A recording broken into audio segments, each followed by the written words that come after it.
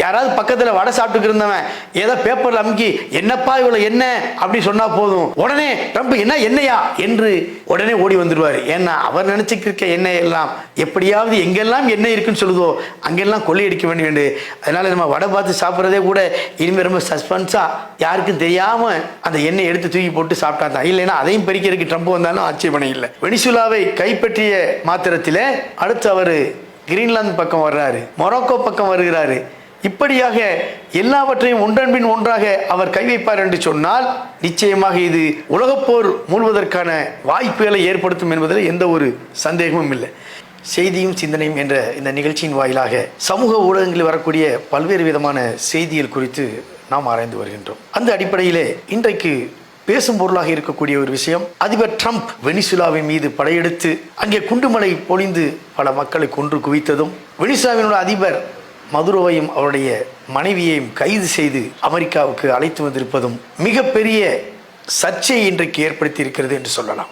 Venezuela ஒரு கண்ணாகவே இருந்திருக்கிறது ட்ரம்பிற்கு. Trump மட்டுமல்ல, அவருக்கு முன்னால் இருந்த ஆட்சியாளர்களும் கூட வெனிசுலா மீது ஏன் இப்படி இருக்கிறார்கள் என்ற ஒரு கேள்வியை நாம் பார்த்தோம் என்று சொன்னால், அங்கே இருக்கக்கூடிய எண்ணெய் வளம் அதை சுரண்ட வேண்டும் என்பதற்காக இவர்கள் தொடர்ந்து முயற்சித்து வந்தார்கள். அதனுடைய வெளிப்பாடாக இன்றைக்கு அவர்கள் அதை நிறைவேற்றி இருக்கிறார்கள் என்றுதான் சொல்லணும். பட்டவர்த்தனமாகவே ட்ரம்ப் சொல்கிறார், இனி வெனிசுலா எங்களுடையது, அங்கே ஆட்சி மாற்றத்தை ஏற்படுத்த வேண்டிய தருணம் வந்துவிட்டது, மதுரோவை நாங்கள் கைது செய்து விட்டோம் என்று பெருமையாக மார்தட்டிக் கொள்கிறார். இதற்கு பின்னால் மிகப்பெரிய ஒரு திட்டம் இருக்கிறது என்பதை சர்வதேச நாடுகள் கடுமையாக கண்டனம் தெரிவித்திருக்கிறது. ஐநா சபையும் கூட ட்ரம்பினுடைய இந்த செயலுக்கு கடுமையான கண்டனத்தை தெரிவித்திருக்கிறது. ட்ரம்பின் நண்பர் மோடி கூட இந்த விஷயத்திலே தன்னுடைய ஆட்சேபனையை தெரிவித்திருக்கிறார். இந்த வெனிசுலா இது மாத்திரம்தான் அமெரிக்காவினுடைய குறிக்கோளா, அல்லது இதை தொடர்ந்து இன்ன பிற நாடுகளையும் அவர் குறிவைக்கிறாரா என்று பல நாடுகள் இன்றைக்கு சந்தேகத்தை கிளப்பியிருக்கிறது. அது மாத்திரமல்ல, இது இத்தோடு நின்று விடுமா அல்லது மூன்றாம் உலகப் போருக்கான அடித்தளமா என்று கூட இன்றைக்கு பரவலாக மக்கள் மத்தியிலே பேசப்பட்டு கொண்டிருக்கிறது. ஏன் தெரியுமா?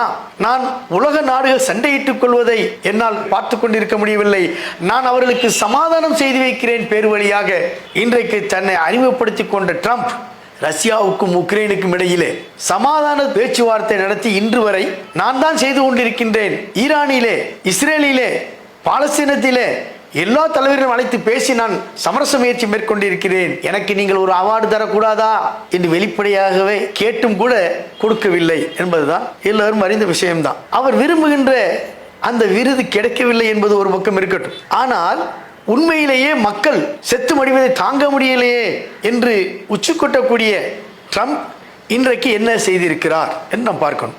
உண்மையிலேயே அவர் ஆதங்கப்படுவதெல்லாம் மக்கள் செத்து கொண்டிருக்கிறார்கள் என்பதற்காகவா, அல்லது நாம் கொள்ளையடிப்பதற்கு எந்த வளமும் இல்லாமல் போய்விடும் என்பதற்காகவா சிந்தித்து பார்க்கணும். இன்றைக்கு நேட்டோ நாடுகள் பிரான்ஸ், பிரிட்டன் ஒரு விஷயத்தை தெளிவுபடுத்தியிருக்கின்றன. ரஷ்யாவுக்கும் உக்ரைனுக்கும் பரஸ்பரம் சண்டை நிறுத்தம் முடிந்துவிட்டது என்று சொன்னால், ரஷ்ய படைகள் எதற்காக போர் தொடுத்தார்களோ, நேட்டோ நாடுகளுடன் உக்ரைன் சேர்ந்துவிடக் கூடாது என்பதற்காக அவர்கள் இன்று வரை சண்டையிட்டுக் கொண்டிருக்கிறார்கள். ஆனால் இன்றைக்கு வந்திருக்கக்கூடிய இந்த அறிவிப்பு என்பது என்னவாக இருக்கிறது தெரியுமா? இந்த சமரசம் முடிந்துவிட்டது என்று சொன்னால் பிரான்சும் பிரிட்டனும் தங்களுடைய படைகளை உக்ரைனுக்கு அனுப்பி அங்கே அவர்களுக்கான தேவைகளை நாங்கள் செய்து கொடுப்போம் என்பதாக அறிவித்திருக்கிறார்கள். பல சந்தேகங்களும் இதிலே வந்து கொண்டிருக்கிறது. அல்லது இதன் மூலம் ட்ரம்புக்கு அவர்கள் எச்சரிக்கை விடுக்கிறார்களா என்று பார்த்தால் அதையும் மறுப்பதற்கில்லை. ஏனென்று சொன்னால் ட்ரம்பினுடைய விஷயங்கள் எல்லாம் இன்றைக்கு ஒரு கேள்விக்குறியாகவே நமக்கு இருக்கிறத நம்ம பார்க்க முடியுது. ஏன் அப்படி நம்ம சொல்றோம்? நம்ம ஏற்கனவே சொன்னோம், வேறு ஏதாவது நோக்கம் இது பின்னால் இருக்கிறதா? சர்வதேச நாடுகள், சீனா, பிரேசில், கியூபா எல்லா நாடுகளுமே வெனிசுலா மீது ட்ரம்ப் படையெடுத்தது சர்வதேச சட்டத்தை மீறுகின்ற செயல் என்று கடுமையான கண்டனத்தை தெரிவித்திருக்கக்கூடிய இந்த நேரத்தில் நியூயார்க்கினுடைய மேயர் மம்தானியும் தன்னுடைய கண்டனத்தை வலிமையாக பதிவு செய்திருக்கிறார். உலகத்தில் வாழக்கூடிய அத்தனை நாட்டு மக்களும் கூட இந்த விஷயத்தை அவர்கள் ஒரு வெறுப்போடு தான் பார்க்கிறார்கள். ஏன் இப்படி ட்ரம்ப் செய்யணும் என்று பார்த்தால், உண்மையிலேயே போதைப்பொருள், அந்த நாட்டினுடைய போதைப்பொருள் புழக்கம் என்பது அமெரிக்காவை பாதித்து இருக்கிறதா, அவர்கள்தான் அமெரிக்காவில் இதை ஊடுருவச் செய்கிறார்களா என்று பார்த்தால் அந்த நாட்டின் மூலமாக அமெரிக்காவில் ஊடுருவிக்கக்கூடிய போதைப் பொருள் என்பது 1% குறைவு என்று புள்ளி விவரம் சொல்லுகிறது. பிறகு என்ன காரணம்? இதை அவர்கள் சொல்வதுதான் ஒரு காரணமே ஒழிய உண்மையிலேயே காரணம் அது அல்ல. இன்று வரை உலகத்திலேயே அந்த கச்சா எண்ணெயுடைய வர்த்தகம் என்பது டாலரிலே இருந்து கொண்டிருக்கிறது. ஆனால் சமீப காலமாக வெனிசுலாவும் சரி, ரஷ்யாவிலும் சரி, சீனா உட்பட பல நாடுகள் தங்களுக்கான அந்த வர்த்தகத்திலே டாலரை புறக்கணிக்கின்றார்கள் என்பதுதான்.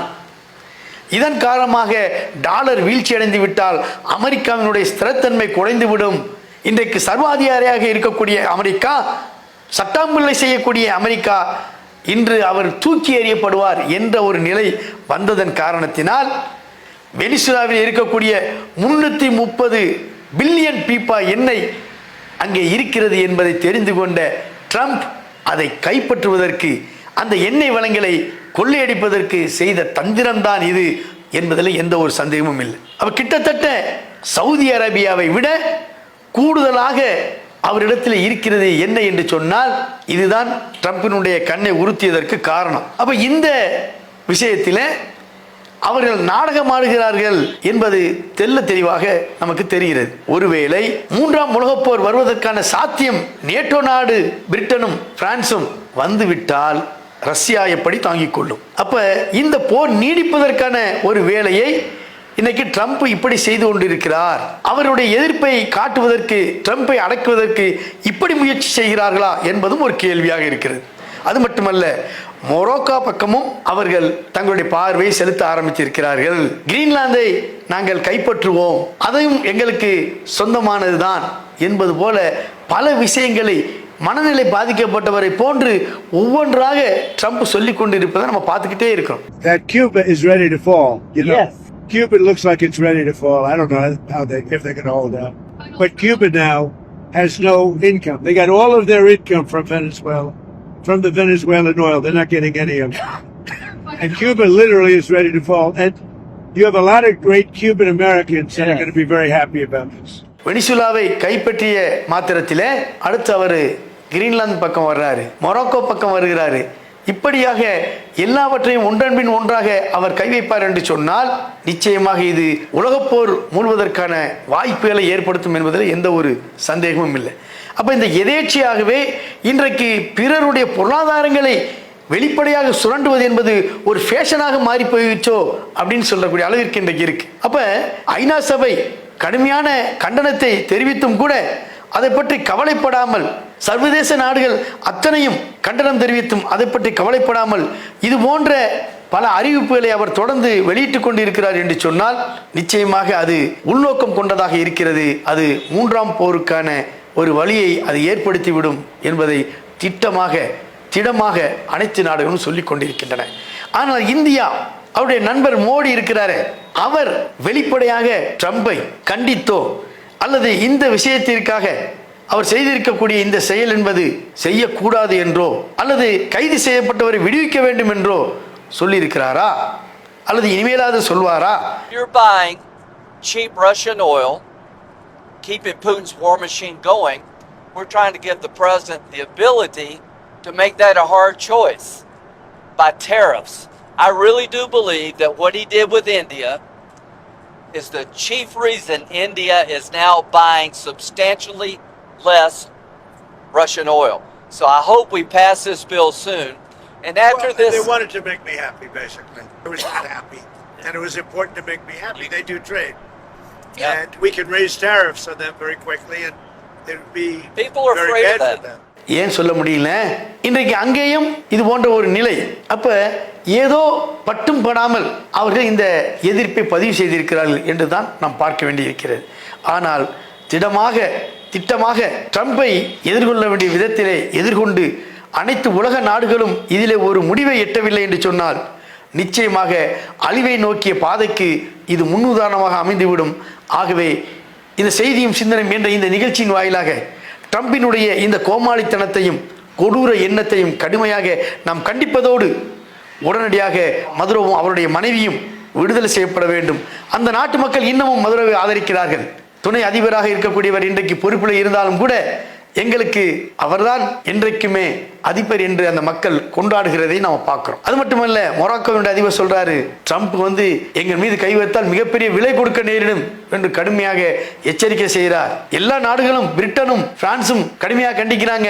இதை தலையிடுவதற்கு அமெரிக்காவுக்கு எந்த உரிமையும் இல்லை, நியாயமான உரிமை என்று சொன்னால் எங்களுக்கு தான் இருக்கிறது என்பதாக பிரிட்டன் சொல்கிறது.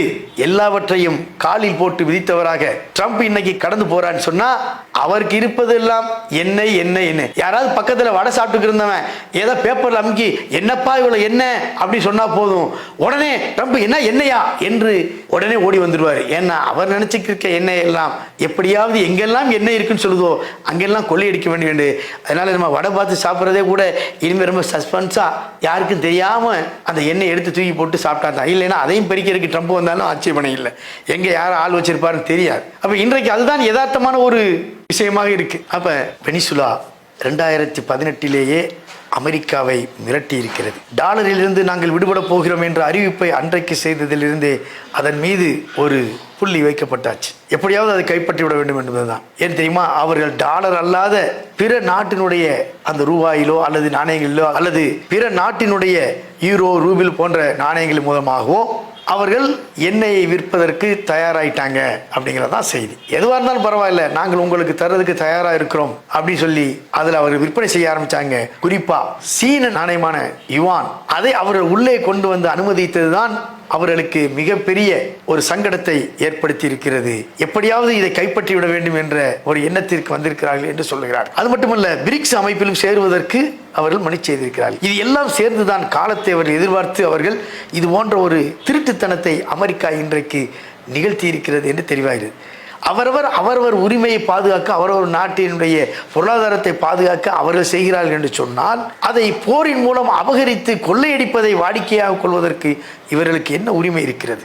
சிந்தித்து பார்க்கணும். இந்த கொடூர செயலின் மூலமாக விமானப்படை தாக்குதலை நடத்தி அந்த நாட்டினுடைய இறையாண்மையை இன்றைக்கு கேள்விக்குறியாக்கி இருக்கக்கூடிய ட்ரம்ப் அவரும் ஒரு விலை கொடுக்க நேரிடும் என்பதை எச்சரிக்கையாக சொல்லி, இந்த உலகத்திலே அமைதி நிலவ வேண்டும் என்று சொன்னால் அவருடைய நாட்டினுடைய எல்லைகள் என்பது வரையறுக்கப்பட்டு தான் இருக்கிறது. அதற்குள்ளே இருந்து அவரவர் ஆட்சிகளை நடத்த வேண்டும். அந்நியருடைய விஷயத்தை மூக்கை நுழைத்தால் ஒரு நாள் அறுபட்டு விடும் என்பதில் எந்த ஒரு மாற்று கருத்தும் இல்லை. பல ஏகாதிபத்தியங்கள் எல்லாம் சரிந்து, சாம்ராஜ்யங்கள் எல்லாம் நிலைகுலைந்து போய் சீரழிந்து சின்னமனப்பட்ட வரலாறுகள் எல்லாம் இருக்கிறது. அதை ட்ரம்புக்கு நினைவுபடுத்தி இந்த செய்தியும் சிந்தனையும் என்ற இந்த நிகழ்ச்சியின் வாயிலாக இந்த விஷயத்தை கடுமையாக கண்டித்து மக்களுடைய பார்வைக்கு விட்டு நிறைவு செய்கின்றோம். அஸ்ஸலாமு அலைக்கும் வரஹ்மத்துல்லாஹி வபரகாத்துஹு. அல்லாஹு அக்பர், அல்லாஹு அக்பர்.